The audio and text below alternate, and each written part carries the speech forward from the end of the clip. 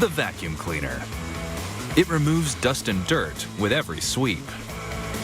How does this machine generate storm force suction in a pod that's light enough to haul around the house?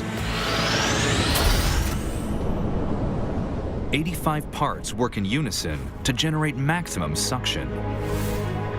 A bag that lets in the air, but locks away the dust. A steel propeller that spins faster than a power drill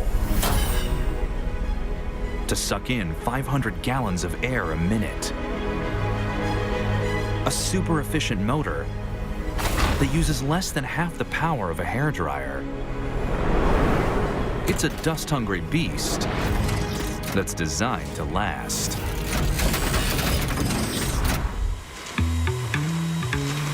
Together, these components create the vacuum's ferocious appetite. The body must be airtight for good suction, but also accessible to throw sucked-up dust away. The secret to the cleaner's super suction is the factory's ingenious injection mold that squeezes the body into shape. These are little tiny plastic beads.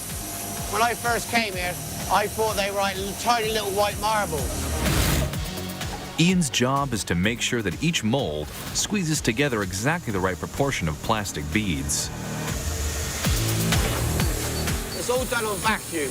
You can hear it kicking in now. One of the machines is cooling. If Ian gets the numbers right, the cleaners should be perfect. Get them wrong, and hundreds will be destined for the trash can.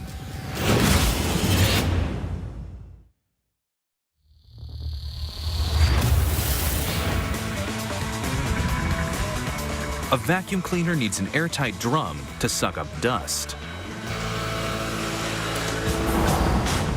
The secret is to make a plastic mold with a leak-free seal.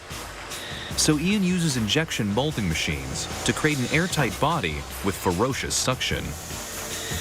Sensors call in the correct volume of beads, which the mold melts and squeezes together. So they get fed in, and then when they get the injection unit, then they're turned into molten plastic under high temperatures, about 180 to 220 degrees, around that area.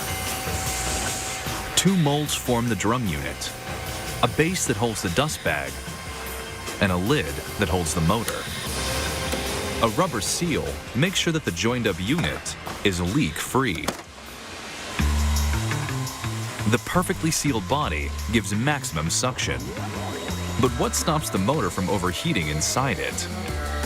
This machine has a clever design to keep cool. The 620-watt electric motor sits on top of the suction fan.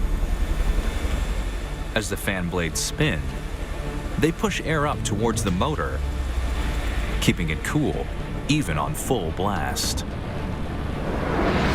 At the other end, the airflow pulls in the dust, and a bag with tiny pores traps it safely inside. That's how this machine can clean your house without ever getting hot under the hood.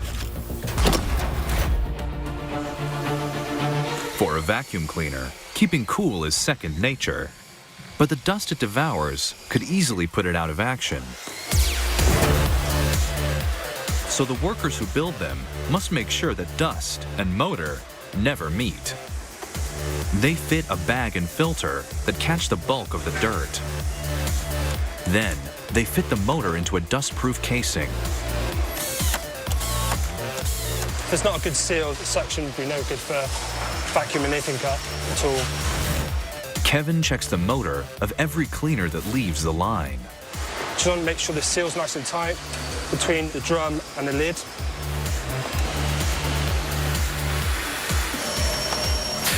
This cleaner sucks fine. The motor generates a constant 100-mile-an-hour stream of air that sucks dust up from hard floors. But on a thick pile carpet, even these hurricane-force winds won't do the job. So how does the cleaner suck up dust that's ground deep into a woolen pile? Hidden inside the brush head, this machine has a secret weapon. A small turbine whirling in the airflow. A rubber drive belt connects it to a spiral brush, whose bristles kick up even stubborn dust. This turbo brush head spins 5,000 times a minute to give maximum cleaning power.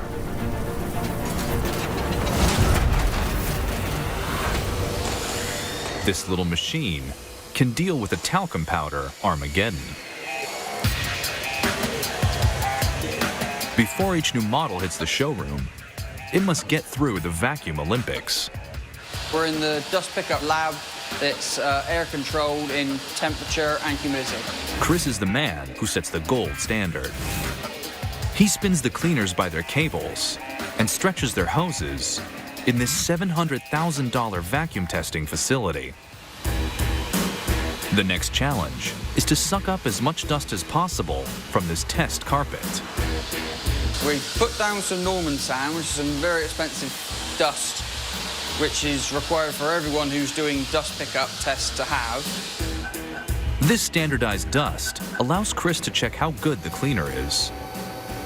To meet the required standards, the cleaner must suck up enough dust from the carpet. So now we're stopped, we're just going to weigh the bag to see how much dust he's picked up. And that's 63.09. This cleaner makes the grade. It's good enough to keep even the thickest carpets pristine.